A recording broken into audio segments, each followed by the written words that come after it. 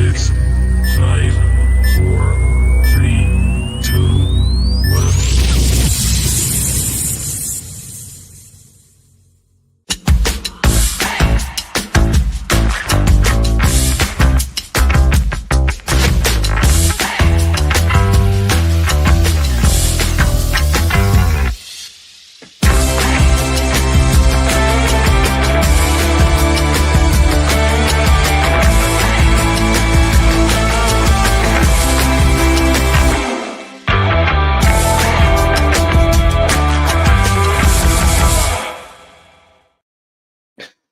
Hello everyone, welcome back to Through Black and White Eyes. I am Chrisen because we've got a special guest on in the back who's never been on before. When the music started, she absolutely crapped herself. It's just when Yin first started doing it, he used to do the same thing. He'd jump out his skin when he heard it. It was absolutely brilliant. Oh, I'm looking forward to this. It's going to be a good night. First of all, before we get into anything, I just want to wish Lindsay a speedy recovery. She's had a cancerous lump removed from her throat. So and everything's gone well as far as we know. Just waiting to hear from her personally, but we wish her a speedy recovery.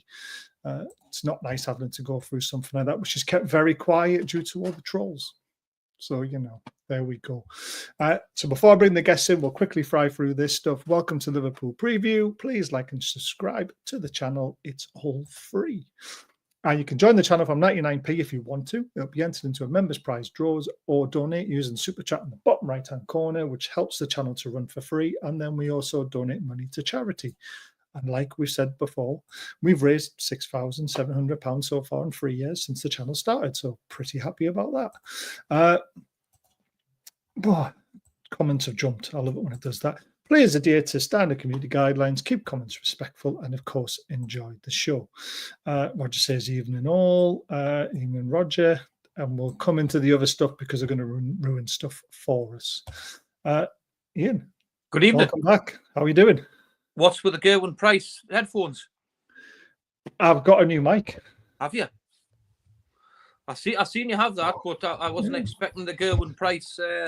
So the Gerwin Price headphones had to come back out again because it can't have my iPods connected with the microphone. Right. So I had to put them back in again, you see. I see. So I used to always have these and used to always have a proper mic, but then it broke and it took me till Black Friday to be able to buy a new one. So it's only took 11 months. That was. Can you remember the drop that was behind you that broke that time as well? Yes. Oh, that was a classic. That one as well. You were devastated about that. Oh, honestly, I've had some right nightmares. My green screen, everything. That broke 3 times on me. Yeah. Yeah. So yeah, right. Let's bring our special guest in. I'm going to pronounce her name wrong because I'm dyslexic, but I'm going to give it a go. It's Nazria. Good evening, Nazira. I was toying between the two. How are we doing? Yes, I'm good, thank you. Yes, I did actually get scared when the music did roll. You jumped out your skin. It was brilliant. Because I literally had the volume on full and I was like, oh my God, what's this? I've done it to Ian so many times, don't worry. I'm used to it. Craps himself all the time. How are you guys? You all right? We're very good, thank you. And thank you for joining us. It's a pleasure to have you on. Obviously, you're a professional journalist, I believe, a journalist for Haters. Is it Haters TV? Yeah, is that how you pronounce Haters it? TV, yes. It sounds nasty, doesn't it, when you say Haters Everyone TV? says that it sounds really nasty, but really we're not nasty. Just depends, you being the red cartel to us, you're a little bit nasty. But before we get on to the game on Wednesday, the FA Cup draw was done today. Ian, Bromley at home. Yeah. I mean, everyone's like, oh, finally a winnable tie. It's just like, does everyone forget that we played Wimbledon recently at St.James Park and couldn't score a goal to save our lives? Yeah. Don't forget we played Cambridge as well. Cambridge, yeah. After we just got took over and we couldn't beat them. So, to be fair to the draw, it has been kind because you see some of the other draws that was pulled out. Arsenal, Man United, I believe, was the biggest one. It was, yeah. And another massive one as well. Obviously, Liverpool was Accrington Stanley. another derby. We'll come into that. Obviously, it brings back the memories of the milk advert. I don't know if Nazir will remember that or be old No, enough I to do not remember that. You I do do. not remember that. I do as well. Why are you drinking milk? Because I'll be a professional footballer. Drinking milk? Why I play for Acklick and Stanley. Who are they? Exactly. Love That's that what advert. that's what my mentions have been going on all about since the draw has been made. I mean, it's a favourable draw for you as well. Are you happy with the draw? Yeah, I'm happy with the draw. You can't complain, can you? Especially with the fixtures that we've had recently with the likes of Real Madrid, and you've got Manchester City. Then we've also had Bayern Leverkusen. So we've had literally really tough fixtures. So it'll be really nice to have Liverpool playing Accrington Stanley and hopefully give the younger lads an opportunity. Do you think that's what you'll do?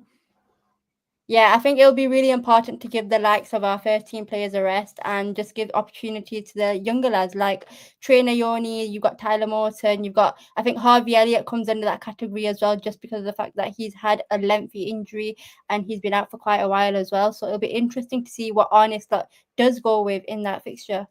Yeah, I mean, Baz, we had the same thing. Well, we had the Champions League because we had a really, really tough group. Yeah, we did. And then we drew the minnows in the FA Cup with Sunderland. So we, that was a pretty favourable draw for us as well. And I mean, you won that game, didn't you? Of course, we did. Yeah, you did. Yeah, and it's great now that just because we are not firing all cylinders, as we should say, they've come out the woodwork a little bit in the background, and they were actually wanting us in the FA Cup draw, which is a little bit sad, I think. I remember that. I've skipped over mixed comics. I want to bring it up now. There is another massive derby in the Yorkshire Dales. Leeds against Harrogate. Yeah, massive. Oh, that's huge. That would be massive. It will be where I live because I live in York. I think if I'm right, if I remember rightly what they said in the draw as well, have they only been drawn once together in previous third round cups? Oh, I don't know. I'm sure they said that. So that's a huge cup tie for both clubs, I think. It is. Because I know there won't be replays in this FA Cup. Oh, is that right? Is that when the changes come in? There won't be no replays. Ah, that's shocking. I don't like that rule change. There'll be some crazy upsets, I think. Yeah, there will be. Yeah. Probably at St. That's the James magic of the cup, though, isn't it? Larry will say. It is the magic of the cup. Damn right it is. Pray to God it's not at St. James's again. Christ. Oh, honestly, no, I don't think I could cope with it again. Couple of things before we go on to the game still. We're going to get there, don't worry. There's a couple of things that are worrying me and that I want to point out from the weekend because we didn't talk about it on the previous show. This only 11 touches in the opposition box on Saturday against Crystal Palace. That is absolutely shocking from us. Now, we are normally very high up in this list. Regardless of results, we've always created opportunities. But we're playing Liverpool, who've got one of the best defences in the Premier League, and we can only manage 11 touches inside the Crystal Palace box. We're in big trouble unless we can sort this out. Not just that stats worrying, Baz. It's 166 minutes since we've been productive in front of goal as well, which is really, really worrying as well. What's frustrating me, Baz, is it's the way we're playing. We seem to be playing a lot deeper. We seem to be playing. We're not on the front foot as much as we were against teams. It didn't matter who we played against. We always were aggressive in that final third. We're pressed from the front. We're not doing that anymore. The creative side from deep is not happening anymore. And I just think the fans are just pointing fingers at certain players. They're starting to point the fingers at managers. We know we have just been nowhere near from the start of this football season started. And I think only one performance stands out to me, and that's the Nottingham Forest performance away from home. About Arsenal at home, I thought we were very good against them. Mate, I think we're lucky. I really do. Really? Yeah. And I'm looking back on a actual overall thought from the season where we start to where we are now. I think we're very lucky to be where we are because I think our performances have been really, really below average. And certain players need to have a hard look at themselves I've defended players, and I've stuck up for players, and some players are just they're not there, and I don't know why. I don't know. It's because they've changed the way we're setting up on the training pitch. I don't know if we've changed the way we've actually told to be attacking teams. Certainly because our injury record last year, because we were so aggressive, because we got told that the medical side weren't happy of the intensity of Eddie Howe's training. Now, we are a shadow of ourselves, what we were last season, and it's frustrating the life out of me. And we go with a team at Crystal Palace that's really struggling for wins and struggling for performances in the league, and we go down there and put in a whimper, by the way, and we are. It's so frustrating, Baz. So that stat is just one of a number of things that you can pull up, mate, that are just well There's below. the other one. That was, you would expect to see at least a few players at Newcastle in this one. Most combined tackles and interceptions over the weekend. Not one player in there. Yeah. Not one. That is terrible from us, especially considering we're meant to play the high press. We're meant to be in teams' faces. So it comes to the question is, have we lost that nasty side from our game that we used to have that got us into a Champions League place 2 years ago? Baz, on it, right? There was a thing popped up when I watched it the other day, right? And it's when we played Paris Saint-Germain in the Champions League, right? And Jamal Lascelles led us out as a captain. Now I believe we have got no captains on that football pitch, right? And the focus on our players from that day was unbelievable. By the way, I know it was our first game back to the Champions League, and some players. There's some players that played in that game now are still in that starting 11. So where's the intensity gone? Because it's in them players to be that way. Have they been told not to be that way? Are we setting up a completely different way that we're not as high up the pitch as a group? We're actually playing 25 yards deeper than we should be. There's players on our football pitch that aren't creative enough, Baz. We're not creating enough. And there's one player that should be on that football pitch that has just come back from injury. That's at the top of that creates chances season. And there was only one man that was beating him, and that was Trent. That's Kieran Trippier. Yeah, Trippier, yeah. And I've said on shows before, Baz, when that link-up play and that understanding what was going down that right-hand side with Almiron, as much as people say Almiron's not good enough, you look at what we created going down that side. Right, that was everybody was saying, why don't we play it on the left-hand side? Because the right-hand side was so strong. What do we bring now that creates things? We'll seem to be very slow on the ball. We don't seem to go anywhere with it to hurt teams. And if teams play a low block and look to counter-attack us, they look the more dangerous side, which is really, really frustrating. Now, what I'm starting to question now is, why aren't we changing things to try and make things different? Because whatever we do, whatever players we bring from the bench or on the field, substitution, anything that's very like for like, and teams that are opposition to us playing to suss us out, and that's a very dangerous way to play. So I think an overall of we need to do things a lot better. Do you know if things aren't working, why can't we not just be aggressive and play that front line? When was the last time, Baz, that we seen our front three on the edge of their 18-yard box saying, because every team comes and tries to play out from the back, right? Yeah. When was the last time when you've seen Isak through the middle, Gordon right high, or Harvey Barnes or Joe Linton very, very high saying, come on, we're going to get that ball off you, because that's where we were so effective last season.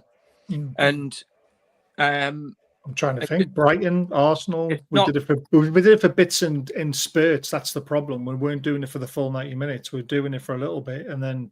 But that's not fast. I know, but that's the way they're playing at the moment. They want to play possession football, and it's not working. But this is what I'm saying. Has the team?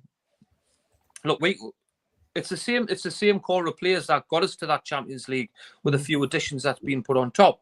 So the intensity will be there. Right, and there's no excuse for that. So we've either been told to play in a completely different way that doesn't suit the players that's at the football club, or the players themselves just can't be arsed and they're not doing it for the manager. That's the only way I can think about it. And I hope it's not the latter. It's a tough one. Tough one. Right. Whose shirt is that on the wall behind you? Questions being asked. Emirates. So that was one in 2012 when I met the Liverpool squad, and the one here is the Emre Can one. What about the one directly over your shoulder? Yeah, that's That's a signed one. Yeah, that's a signed one from the whole squad. From the whole squad back in 2012. So the likes of Jamie Carragher, Steven Gerrard. Oh wow, that'd be worth a few bob. Keep a hold of that. Keep a hold of that. Hey, you don't get stuff like that. I've got a ticket for Definitely Wednesday. why it's framed. I'm not surprised. If I've got a ticket for Wednesday, so if we aren't 3-0 at half time and Salah for a yellow card, I'm getting. We did not want that happening. No, it was almost the same start 11 that beat PSG. Crazy how bad they are now. It is. From an outsider looking in, what do you make of Newcastle's season so far?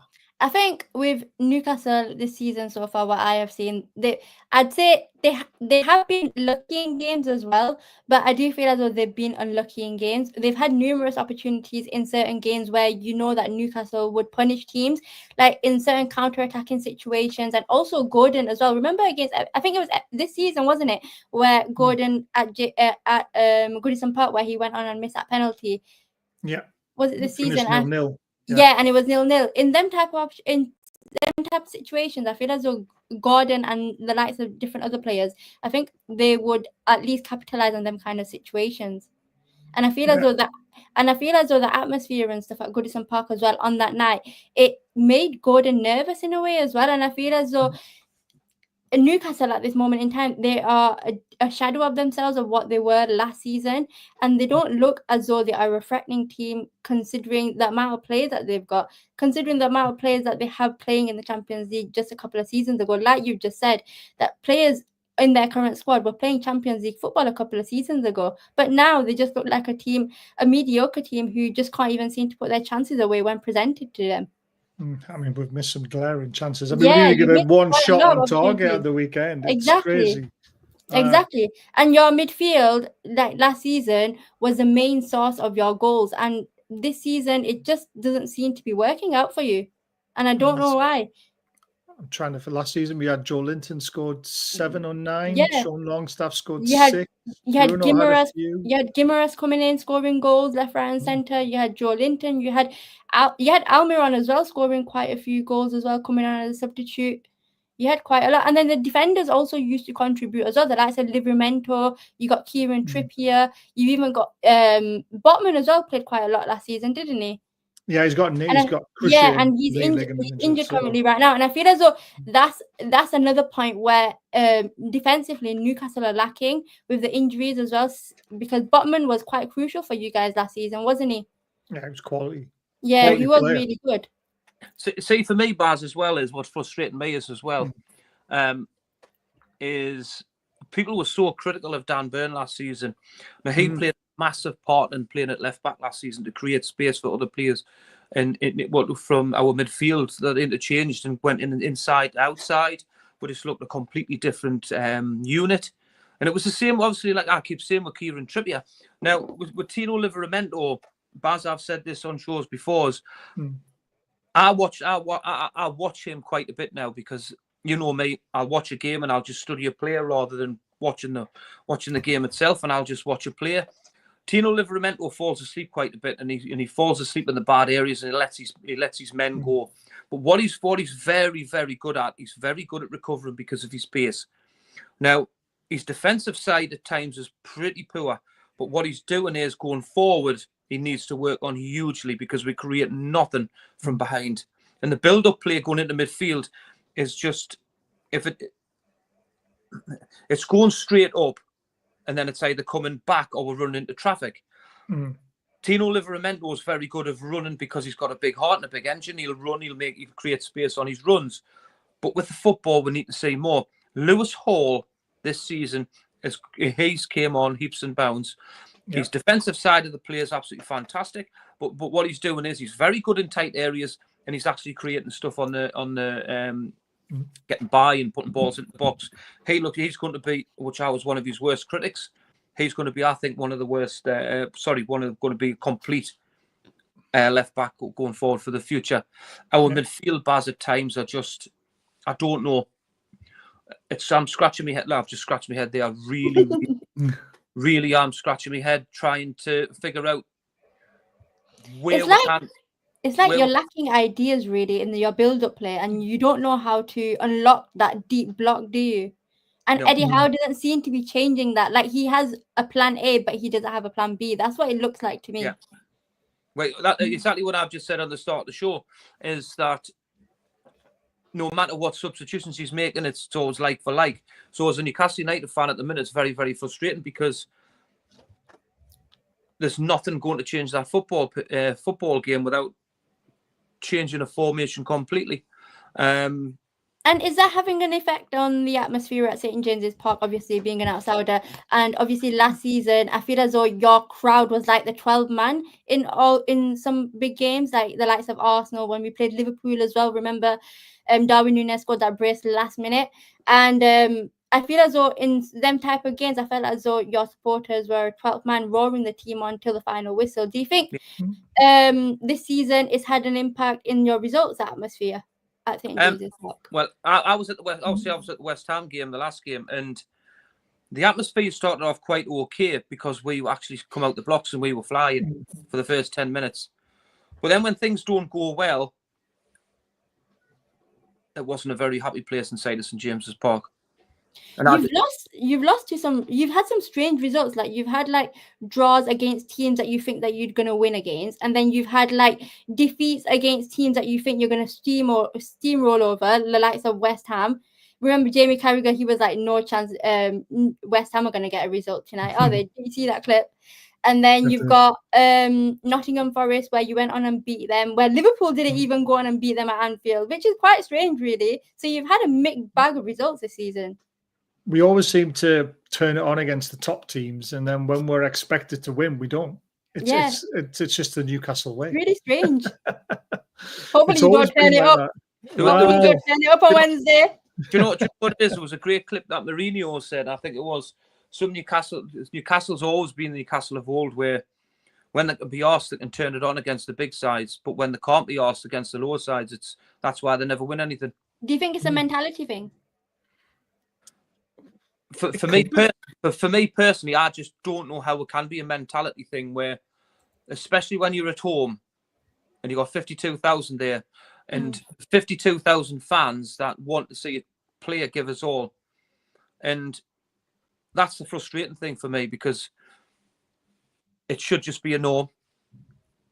I understand and I get it when you go away from home, and if you go to Bournemouth and the pitches are like a tight pitch and the crowd's on top of you and the players are quite, it's not like comfortable with that. But when you're at home, I just think we should be really, really, really tough to beat. I agree. John's popped in. Hello, John. Hey, guys. I was kind of lurking to make it. Yeah, it was a crazy day, but I'm here. Awesome.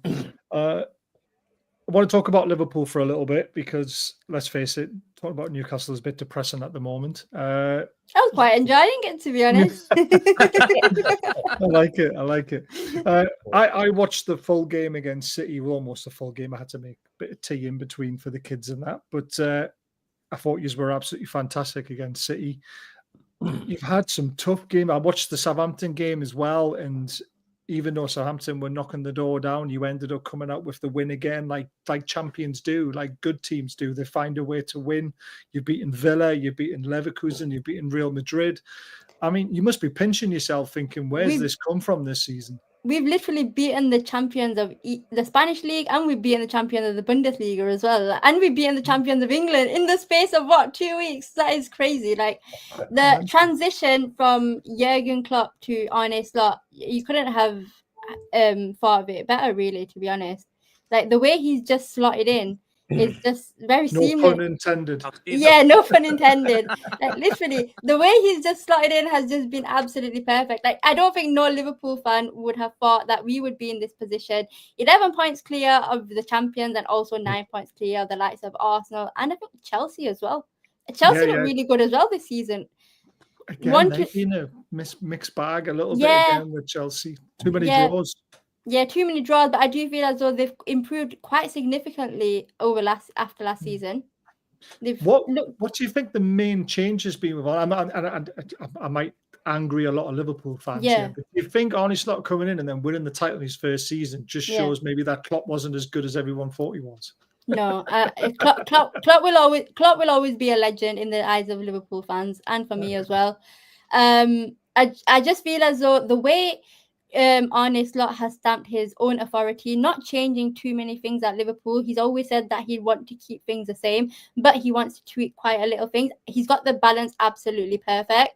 And in terms of, I feel as though what we've seen in games as well, where Arne Slot, he just gets his game tactics so spot on in the way he uses his substitutes as well, that he knows when he needs to make them substitutes. He's not rash with it. He doesn't think too deep into it. Like you see managers from time to time where they make rash decisions or even late decisions of thinking that players will switch a game up in the last 10-15 minutes. But Arne Slot, he makes the decision so quick. Like remember against Ipswich where he bought off Joel Kwanzaa for Ibrahim Konate in that second half, and since then Ibrahim Konate and Virgil van Dijk, they've been absolutely imperious at the back. And Liverpool, since that change, they've been a starting pair in all Liverpool's games so far, not just in the Premier League but also in the Champions League. But as well as in the Premier League, Liverpool have only conceded 8 goals. That is the fewest ever. This is currently fewer in the Premier League so far this season. And I feel as though go on. Sorry. And with Arne Slot as well, everyone used to think that Curtis Jones isn't really a good standard player of Liverpool in terms of that midfield, but Curtis Jones and the way Arne Slot has developed him so far this season has been an absolute delight to watch as well. Not only has he cemented his place in that Liverpool midfield, he's also cemented his place in that England starting 11 as well under Lee Carsley. It may be different under Thomas Tuchel, but at least he's had that opportunity where he can show that not only England fans but also fans within the Premier League as well, that Curtis Jones is actually a really good player when Liverpool need him. I was going to say that's one of the things I've noticed more from Slot than what I saw with Jurgen, is that he's put more trust in the younger players, what Klopp did, and it's paying benefits, like you mentioned with Curtis Jones. He's been fantastic. And you've got to give a mention to Raheem Kelleher and Conor Bradley as well. Like the way Jurgen Klopp left the younger players, and we all used to think that, oh, will this continue under Arne Slot or any other manager that will be brought in at Liverpool? But it has, and it's really working so far with the likes of Raheem Kelleher. I think he's kept about 7 clean sheets in 13 Premier League games so far since Alisson has been injured, and I do feel as though that is absolutely magnificent considering the caliber of player that Alisson is, and the tough games that Liverpool have had. Because during the summer transfer window, Nottingham Forest actually came in with a bid for Raheem Kelleher. I think it was about 20 million plus 7 million in add-ons or something like that.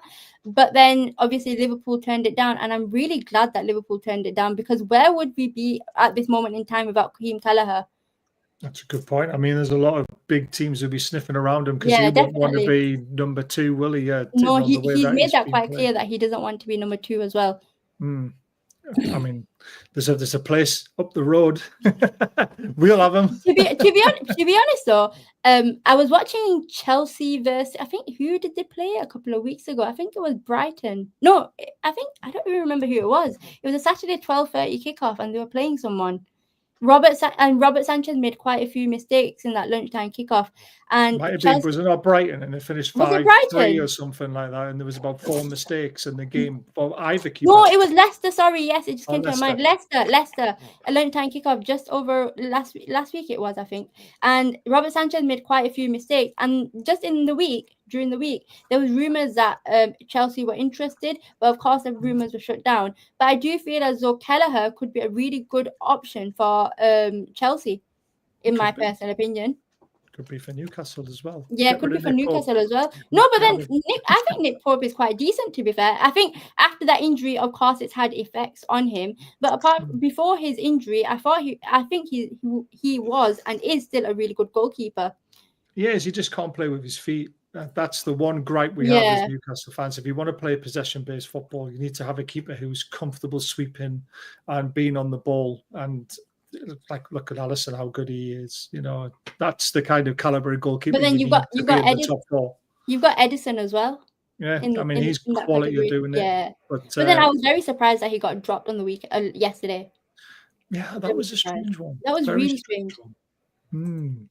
John, what have you made a Liverpool start?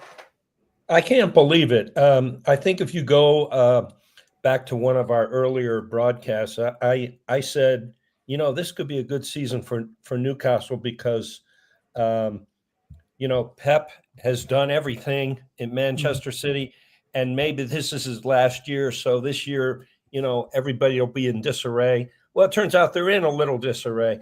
But Liverpool, I thought with Klopp going, he was such a big personality. I thought they're going to flounder. And they have done outstanding. You know, I don't think anybody's going to catch them at this point. They look really strong. Oh, I think it's Liverpool's title. You think it's Liverpool's title? I do. You know what's in the back of my mind though is the fact that remember last season where Liverpool had that there were quite a few points in front, and I think they were chasing Arsenal or they were leading Arsenal in the title race with 10 games to go, and then we collapsed at Goodison Park, I think it was, and then we collapsed at home against Crystal Palace. We got a draw. We collapsed in the final 10 games and then we lost the league. But then, I don't know, I just feel as though that's still in the back of my mind where I feel as though Liverpool, I don't know, they're going to have that dip of form somewhere along the lines. Let's just say if you lose this title, you've just eclipsed Newcastle losing it when we had a 13-point gap.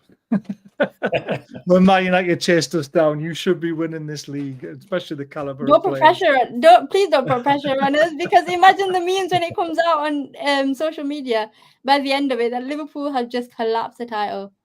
Do you see how? Do you see how football fans are when they've got this tremendous lead? Then they start getting worried. How are we going to mess it up?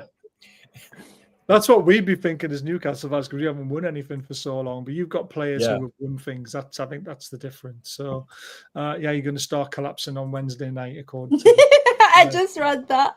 But Newcastle has always been a tricky place for us to go, though, really. Like last season, like I just mentioned briefly, that we got so lucky in that game to have won it, because you played us off the park, like from minute one, and the atmosphere obviously played a part in that game with Van Dijk getting sent off. We literally played that game without the best defender in the world.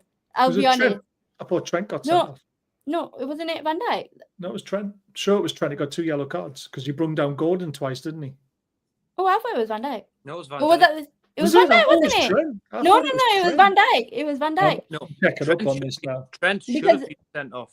Oh, Trent should have been sent off. Yeah. That's why I've got it in my head. Was that the one where he threw doing a throw in and then he got a yellow card for it? Yeah, and then he took down Gordon and then, as well, didn't he? Yeah. Then the ref completely ignored the second blatant foul for the second yellow card. That's right. Yeah, because Gordon went on and scored, didn't he? So Gordon went on and scored. I remember that because you pulled him. Yeah, sorry, you're probably right then. Yeah, I'm right. And then Darwin decided to turn into Ronaldo, didn't he? Literally, like when he and at that time, Darwin Núñez wasn't in the best of form, was he? At Liverpool, like he wasn't.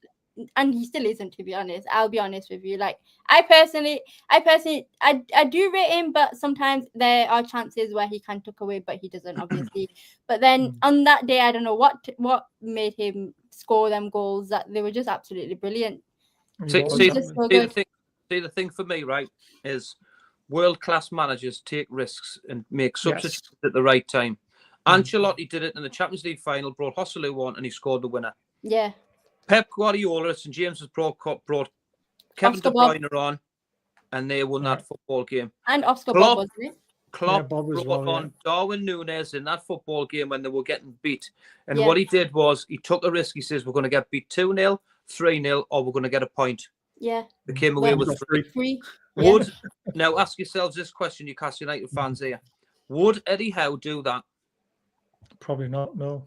But the thing is, what game changers do you have, really? What game changer? See, good the question, thing is to be with me, fair. it doesn't matter what quality you've got on that bench. If you've got a forward sitting there, or you've got two forwards sitting there, if you're getting beat or whatever, why not put two forwards on and go 3 up, and just say, look, we're going to get beat 2-0, or we're going to go for something here, because them risks pay off. Now, this is what we've been saying about Asula. Asula's been sitting on that bench with Callum. I mean, how does he feel, right? He's been sat there, he's been brought in, and then Callum Wilson's been wrapped in cotton wool, been sent away for warm weather training, and now he's playing before him. There's times where we've actually went around and playing Asula and brought him on for 2 minutes. Why not bring him on for 10, 15 minutes, and it could hit him off? He could hit off his back of his arse, hit the back of his head, and score a goal. Now, what confidence does that give to a centre forward as long as that goes, the ball's in the back of the net? What I'm saying is, managers take risks. Eddie Howe does not take risks. Sometimes it pays off, sometimes it doesn't. But the elite managers always seem to get the ones right when it counts. And that's when you want a result, you'll think, oh, man, how on earth has he done that? Because Klopp did it on that night. Klopp won that football match. He did.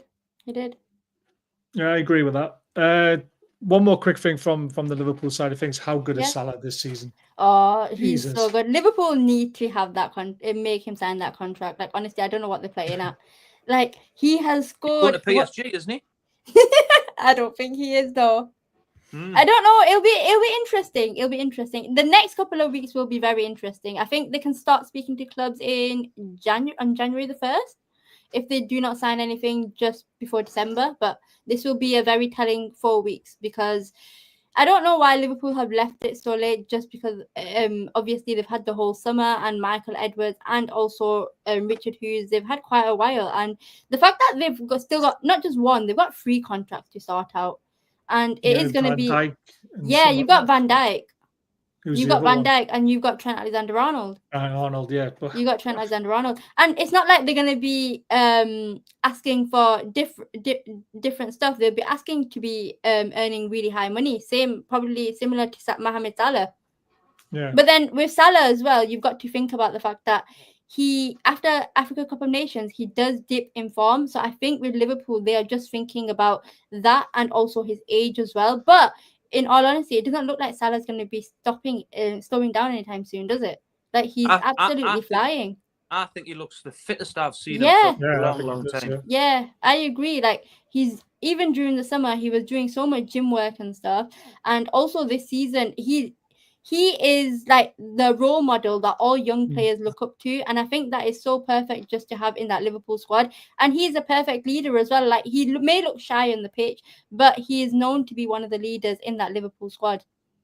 See what you've said earlier on as well about Newcastle having that midfield blend to create stuff going forward. Now, I think your midfield blend is absolutely perfect with Gravenberch, with McAllister, and obviously Jones, which is allowing Salah to have that freedom to be absolutely so dangerous. It's ridiculous, by the way. But then not only is Salah helping out offensively, but he's also helping out defensively as well. I think he was really good on the defensive side of things against Real Madrid when he was tracking back the likes of Mbappe and Jude Bellingham, etc. So I feel as though his all-round game has improved quite a lot under Slot. We may have saw glimpses under Jurgen Klopp, but I feel as though we've seen the full Salah, the player that he is meant to be under Arne Slot. I just think he's grown. He just looks like a unit now as well, compared to what he used to look like. I'll make him my PFL captain. He'll then probably get injured. He's my FPL captain as well. He came to fruition, didn't he? I love it. I think we should play 9 at the back and Isaac up top. That never works. It never works. But before we go into the next bit, guys, don't forget to subscribe if you're enjoying the show. Hit the thumbs up button. Don't forget there's a membership option. We've got 2 amazing sponsors. We've got Diacro. We've given away 2 $40 gift cards yesterday. So congratulations to all you guys. You should have an email now with that to go and buy yourself a nice T-shirt. But you also use code BAZ20 to get 20% off all their clobber. And the final sponsor is obviously Football Prizes. Crazy this. There's still about 200 tickets left for this draw. And it's a Rob Lee LED framed shirt. There's 6 other potential prizes you can win as well instantly. So go and get your tickets, guys. This is an amazing competition. John's got his. Well, I bought them for him, so I'm holding on to them. And if he wins, he might not hear from me again, because that is an absolute quality shirt. That one, it really is. And the final thing to say is we are doing an amazing live show with Luke Edwards, the Northeast journalist, on the 16th of January. £10 per ticket, and all the money is going to Stanley Deaf Club and the NUFC Food Bank. So please contact superfandan831@gmail.com, and just, if you just take me and Ian out that picture, you're turning up for John and Superfan Dan. That's why you're coming, and also Luke Edwards. No, Don't put yourself down like that. Oh, we always do. John's the legend. no, you got to stop. All right, you're a YouTuber about football and you can't play with your feet. Coming from the man who couldn't stay on his bloody feet in that charity game, Ian, have a word. He was shocking. I'll let you discuss that one, mate. Jesus, he's having a go at me, and I scored 2 and set him up. Not good, that. Eddie took his time with Bruno, Gordon, and Hall. He got it right, so trust him with Husula. See, I agree with this, but it's a different one. Check your junk mail. You've definitely got it. Love you, though. I don't love you after that comment and after how many times you fell out. Personal beef there. He's my best mate, don't worry. Right, this came out on Bruno's Insta and everyone went crazy. It's starting to do my head in this. Players can't literally express themselves these days without getting slaughtered for clicks. It does my head in. I personally think he's backing the manager and the players, the way that he's come out and used this quote because of all this Eddie Howe crap. I mean, I still don't understand. I know he's not having the best of times at the moment, but you've got to remember he's had 2 blank windows in January and the summer. The team's going to stagnate because of that. He's trying his best. Yes, we are frustrated at times because we think, there's players on the bench who could potentially be used in different ways, different formations, but we don't see what happens on the training pitch. This is what you got to remember. We can put our opinion across. We'll put it across respectfully, but we're not the kind of people who will go online and then start saying, oh, Bruno's throwing his toys out the pram. Bruno's being a little brat. Bruno's this, Bruno's that. The man is Brazilian. He's all heart, isn't he? He wears his heart on his sleeve. He's always going to react that way. So for all you guys who are having a go at Eddie Howe and having a go at Bruno, have a bit of that. Does anyone disagree? Run over. For me personally, I think you take the captain's armband off him. And I've said that for a long time. Why? Because he ain't the captain in my eyes. Who would you say is captain material at Newcastle? Dan Burn. Dan Burn. Yeah, Trippier's not playing though. She can't give. I mean, he got the captaincy armband when Bruno went off, didn't he? But if you're looking at someone who's starting, if Callum Wilson starts, Callum Wilson gets the armband. Dan Burn gets the armband ahead of him. I think Dan Burn is a good shout, considering he's Newcastle as well. Right. For me, you make a tackle in front of the away fans and he says, come on here, goes great tackle. But if Anthony Gordon's not putting the yards in or he's misplaced passes or anything like that, why? I've seen Van Dijk go through people, right, and go absolutely off it when they're not doing it. And I've seen Jamal Lascelles do it when they're not doing it, right? Bruno does nothing. Do you not think he's vocal on the pitch? No. I think that captain's armband on Bruno has stopped Bruno being another 10% bigger and a better player than he is.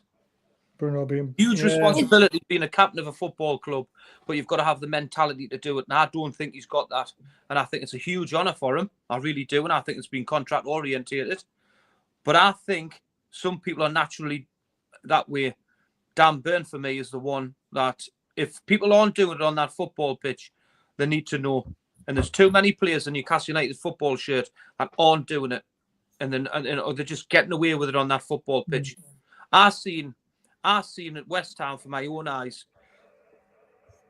Kieran Trippier was warming up, and Anthony Gordon came across and gave the ball away, and Kieran Trippier was screaming at Anthony Gordon to pick a player up, and he done nothing done nothing right, and Kieran Trippier put his hand on his hands and shook his head.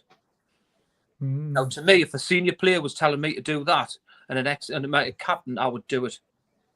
Oh, yeah, I absolutely agree. I mean, Kieran Trippier's always been a good coach on the sidelines. I remember when he first came and he had the pot on his leg. He was still at games, still trying to, to egg on the players. He is a real captain.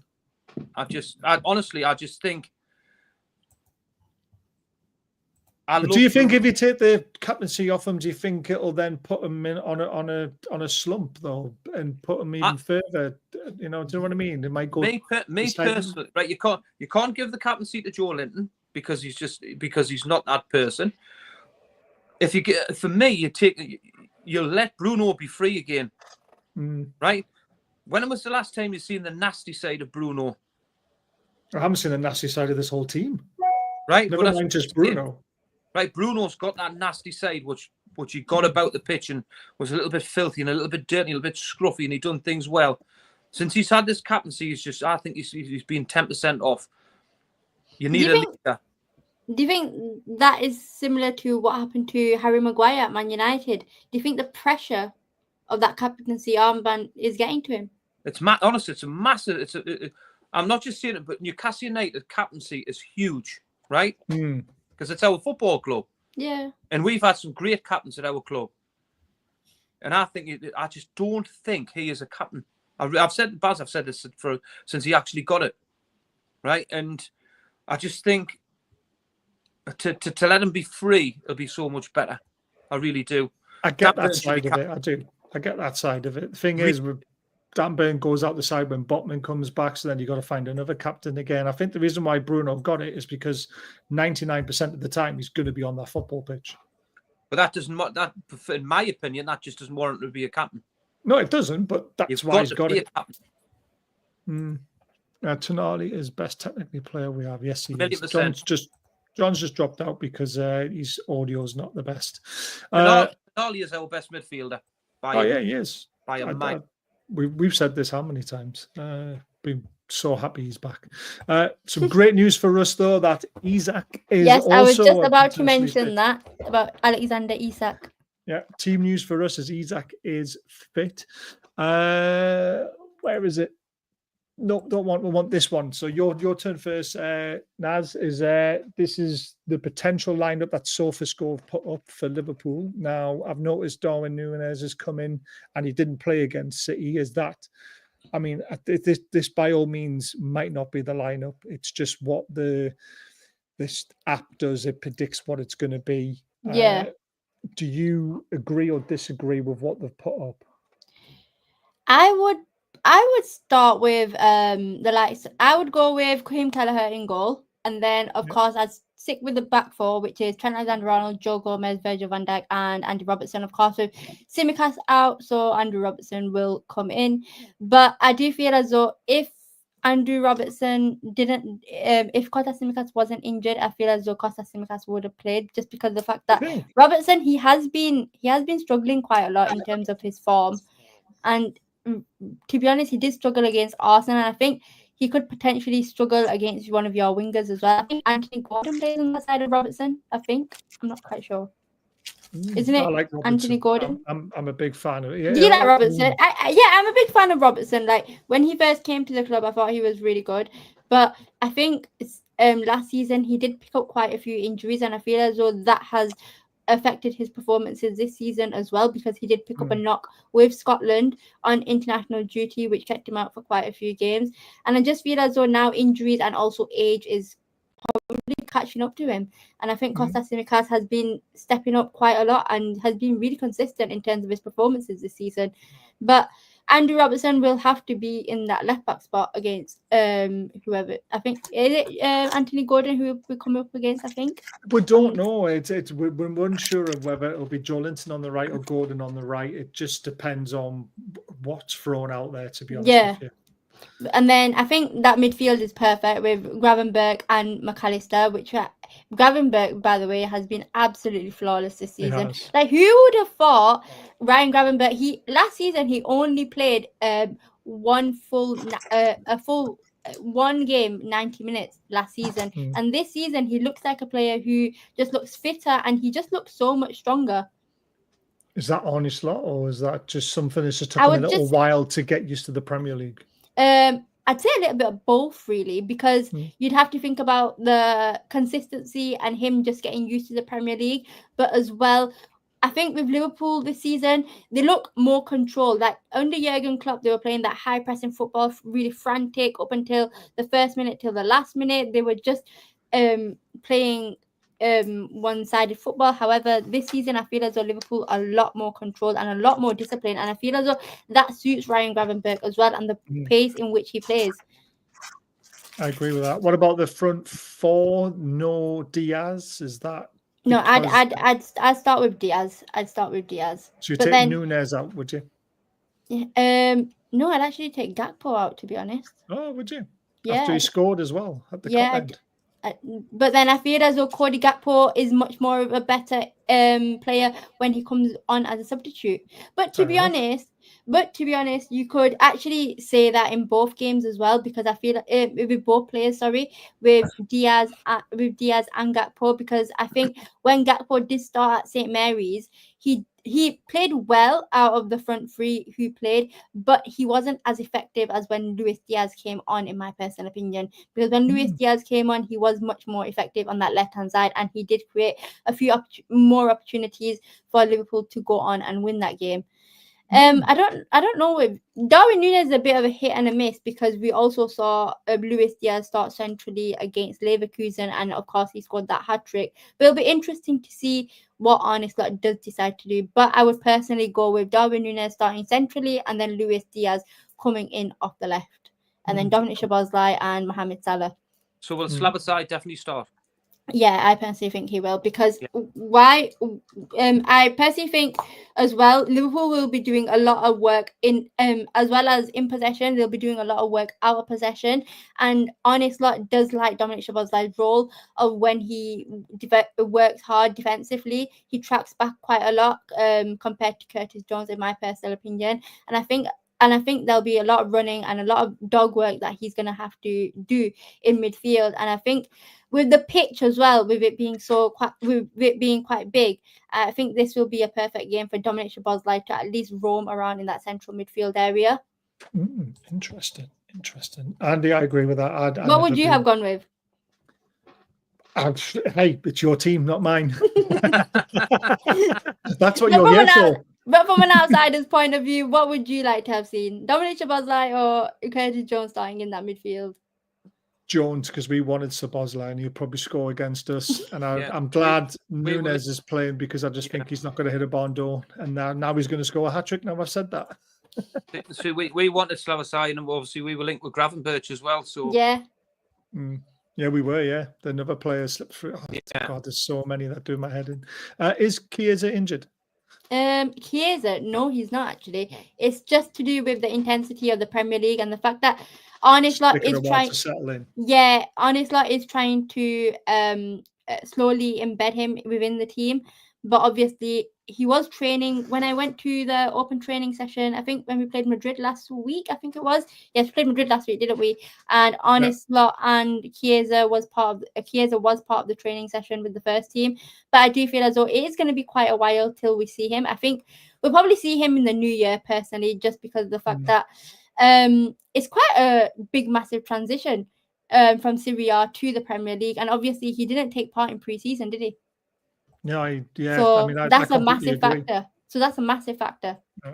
I always find players that come from Italy as well, especially if they're Italian, they do struggle in the Premier League. Yeah, 100%. Argentinians as well, they struggle when they come from Italian league. I look at Di Maria. I mean, he struggled for a while. How about Tonali? He came from Italian league, didn't he? Yeah, we haven't seen enough of him to see. Yeah, you haven't seen enough of him, have you? So far, he looks quality. But I've seen enough of Tonali. There's no way. There you go. I'd like to see some more as well. He's what Tonali off the ball. He never stops. He's always finds space. He always looks to run beyond the ball. He doesn't dwell on the ball. He always keeps the ball moving. I just think he's a complete midfielder, and I think he's bulked out as well since we first signed him, and since he's banned. I think being over in England for a year has absolutely helped him. I just think he looks so strong now. Yeah, he does. And we've just seen him now coming back this season. I think with another 10, 15 games under his belt, I think you're going to see a completely different midfielder. And there's obviously rumours about Manchester City sniffing around Bruno for Rodri replacement. It wouldn't surprise me if the punched for Tonali to go there as well, because he's that good. He really is that good. Strange one. Right, I let's have have a been look at seeing- that. Oh, go on. Oh, go on. No, No, you go. go on, carry it. I've been seeing quite a few comments about Chiesa, but I think with the price tag, you can't really go wrong with the signing of Chiesa, He was in my very personal cheap, wasn't opinion. he? Very, very Yeah. cheap for 10. I think it was 10 10 million. million. Yeah, it was 10 million, wasn't it? So I feel as though you can't go wrong. And obviously, Liverpool are not really that desperate for a right winger. We've got Mohamed Salah, so really he's just a backup. And personally, like bad Mohamed. It's a very good backup. And the way Mohamed Salah is going this season, I think he's just not going to be slowing down anytime soon. And he wants to play every single game. He absolutely loves Liverpool, and I don't think he wants to be dropped. So I feel as though it's important for Liverpool to take time with Federico Chiesa and embed him in when necessary, basically, and get him ready for the run of fixtures that Liverpool will have, because it is going to be a load of games coming up in the new year. So I think it's just important for Liverpool to get Federico Chiesa fit and ready ahead of the new year fixtures.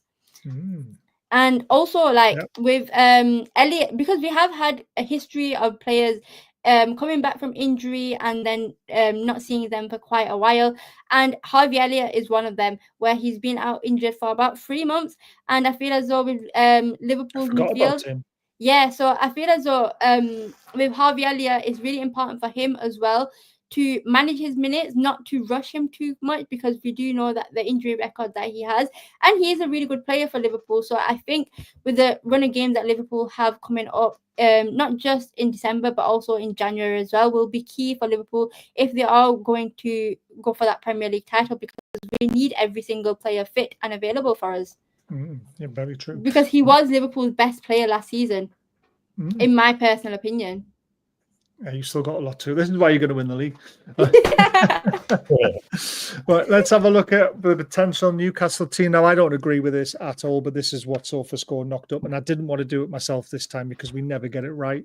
But Isak will come in for Callum Wilson. There's no way Isak sits on the bench and Callum Wilson starts. It'll be the other way around, unless he decides to change the formation completely. I think personally, Ian, there's a worry over Joe Willock's fitness after what happened at Palace, and also potentially Bruno's fitness as well. Yeah. I think if Isak's available, he starts without a shadow of a doubt. It's getting. I think he'll play a 4-5-1 more than the 4-3. Well, we always go into a 4-5-1, don't we? When we're out of possession anyway. I mean, I sent the team through over on our group, and I thought to try and get Isak and Wilson on the pitch at the same time, by playing 3 at the back.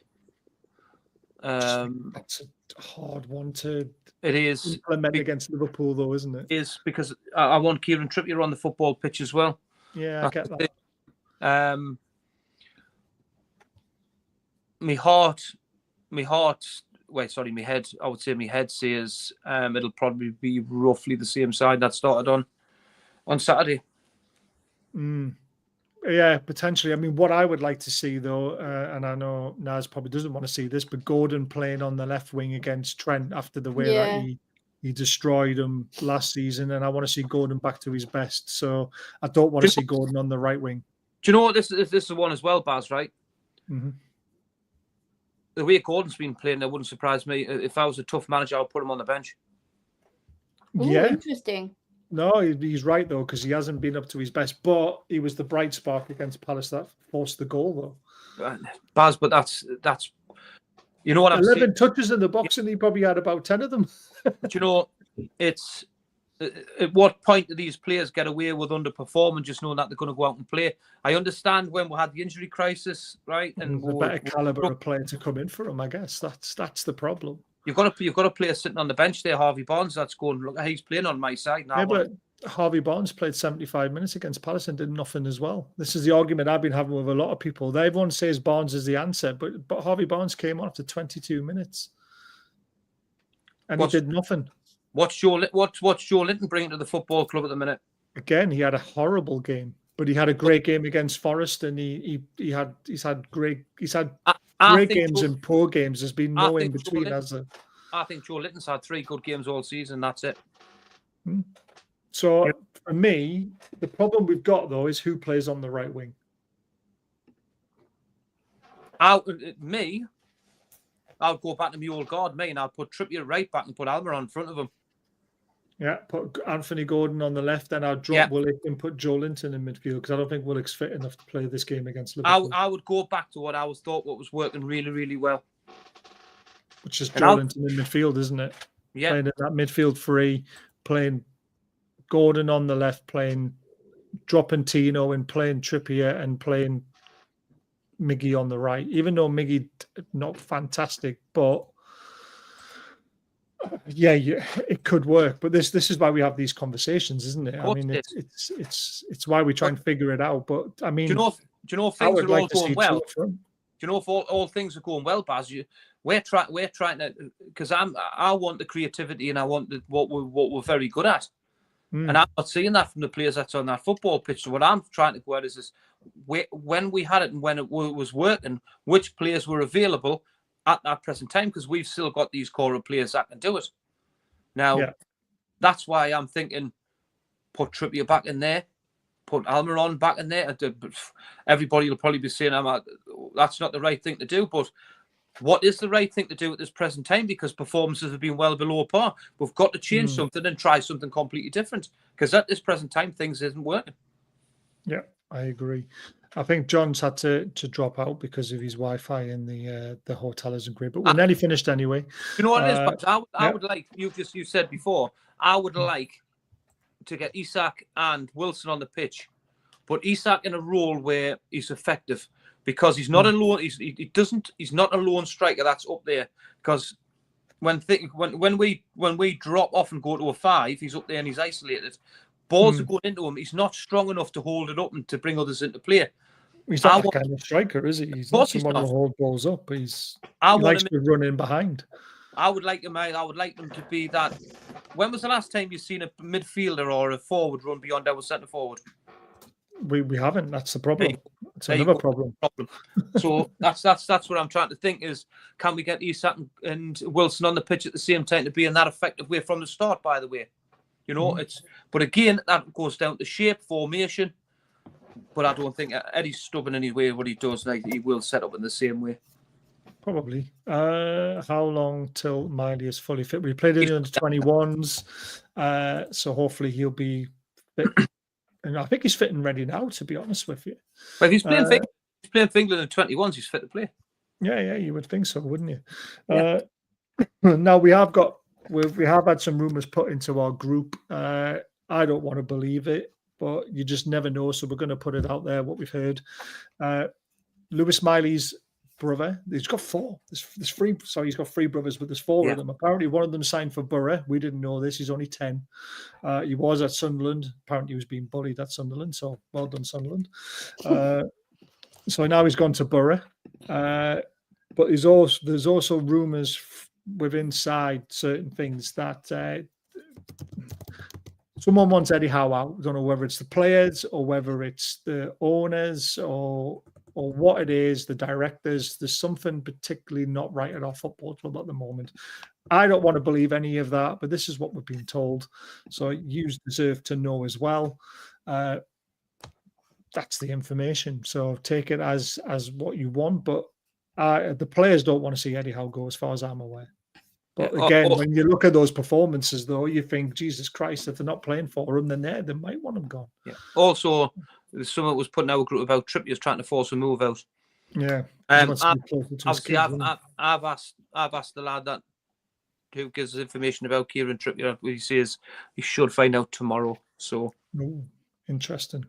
Very interesting. Right, let's get to our predictions. That's the last part of the show. Naz, what are you going for? 3-1 Okay. Liverpool. Oh. Pardon? I'm Me. gonna go with I'm gonna go with it's actually gonna be my first time at St. James's Park as well on Wednesday. Yeah, it's gonna be my first. No, No, he's not sorry. laughing at you. No, I'm he's not laughing you. at this. Sorry. He's I laughing keep at laughing that. at you. I'm laughing I at put that. that up at the wrong time. Sorry. That is really funny. So Adam Pearson played in our charity game, and he got cramp in both his legs at the same time. It was the funniest thing I've ever seen in my life. Could you imagine just him falling down? He did. He Right just onto fell that down. bit. He did, yeah. It was brilliant. So yeah, sorry, you were saying Sorry. 3-1 to Liverpool. Yeah, it's actually my first time at St. James's Park on Wednesday. I'm going to be working in that press box. I'm actually looking forward to it. I bet you are. Yeah. I'm not jealous at all because I'm not even going to the game because I'm at Why? work. Oh, I couldn't get a ticket, and I'm at work as well. So absolutely devastated. But you enjoy it. What we'd like to do as well, if you can, is we'll Yeah. have you back on for like a 20-minute chat on your experience of being at St. James's Park for the yeah, first time. 100%. Post-match, Awesome. post-match reaction. Yeah, sort of. Yeah, just Yeah. we want to talk more about your experience at St. James's Yeah, Park definitely, as well, and all that sort definitely. of stuff. And you Yeah. can tell us how bad the atmosphere was when you hump us. No, I'm actually really looking forward to the atmosphere. You know what I like about St. James's Park is the whole before kickoff when the teams come out. I love that bit. Yeah. love You'll that love Newcastle as well. It's I amazing. love that bit. Ian, are you optimistic of getting a point? I'm really looking forward to getting the salt and chili chips. That's what I'm looking for. Because obviously I'm going. Piss off. I can't see us getting anything. Nah, it's going to be a tough one. It will be a tight game though. It won't be as easy as everyone thinks it's going to be. It will definitely be a tight game. Liverpool never make it easy. They'll definitely make it a bit stressful. But I do feel as though Liverpool will have enough quality just to beat Newcastle. I think we'll get beat 2-0. Yeah, I'm thinking the same, to be fair. My head says 2-0. My heart says, come on, let's get a 1-1 draw. But, my head is probably right, and my heart is just my heart. You've not won us in the last 10 meetings at St. James's Park? All right. That can't be right. That cannot be right, can it? I'm sure it's something like that. Listen, Baz, we don't know how to beat Liverpool.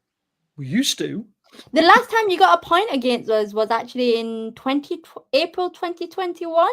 What, Johan Cabaye and Suarez 1-1 at Anfield. Yeah.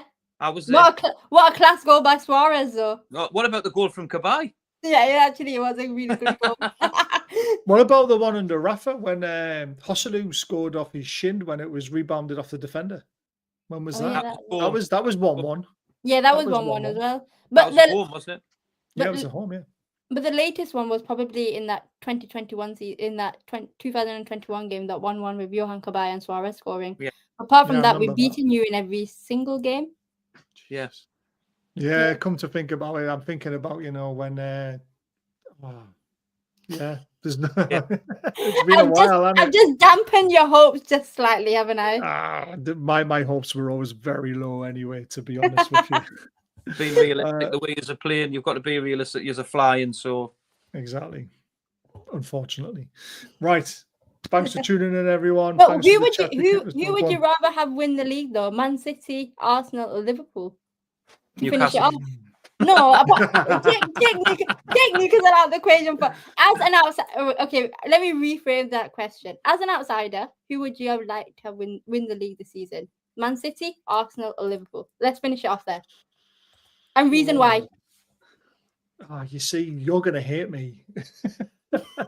See, I'd like to see Man City do it for the 4th time, just because no one's done it. And I love Pep. I've always been a big Pep fan from Barcelona days. Yeah. And I don't like the Red Cartel because of the way they're ruining football. Yeah. The way that the PSR's going, and this is no disrespect to you because you've been lovely, but this is football in general. Yeah. It's the way that things are being run. I don't like it. We're being held back. So I would have liked to have seen City do it again because they're fighting to make changes which would benefit all football clubs, I think. I don't know what your thoughts are on that with PSR. My thoughts? Yeah. I'm not going to go into that. Just leave that for me to leave it hanging. Like, Yeah. Thanks. Leave it there. Leave Thanks it there. for that. Go on, Ian. What about you? Who would you rather like to see win the league? I mean, to be honest, if you're watching Liverpool this season, has been a joy. But Yeah, you know, I mean, I've been surprised at the transition of Liverpool from Klopp and to like we said, and for me, I think Liverpool look a far more dangerous team under the current manager. I think they're on a different level at the minute. But for me, at the start of the season, I did say Arsenal would win the title. Yeah, when we're on the Premier League show earlier on the season, I did say it, just simply because the way Man City were doing stuff. I just thought Arsenal looked more prepared, and I didn't expect Liverpool to be the way they are. As a football club, and the way I like, and I love for a lot of years, I love watching Man City play, and I like Pep as well. What Baz? So unfortunately, I'm going to go with Man City, and that's good. And that's nothing against Liverpool or anything like that. I'm not bothered about anything like that, but I just think Man City are fantastic. That relationship between Liverpool fans and Newcastle fans was going so well until up to this point. You hate us. There's always been a very strange relationship between Newcastle. It's a strange relationship. Right, Liverpool fans. I've got two brother-in-laws who are Liverpool fans. We don't seem to get much off Man City, and I think that's probably why. Yeah, and they love us, don't they? Right, don't go anywhere. Going to play the music, and the show's going to end. Yeah. Thanks for watching, everyone. Really appreciate everything that's been going on in the chat as well. Great chat, and you never know, we might get something. You never know. But thanks for watching, everyone.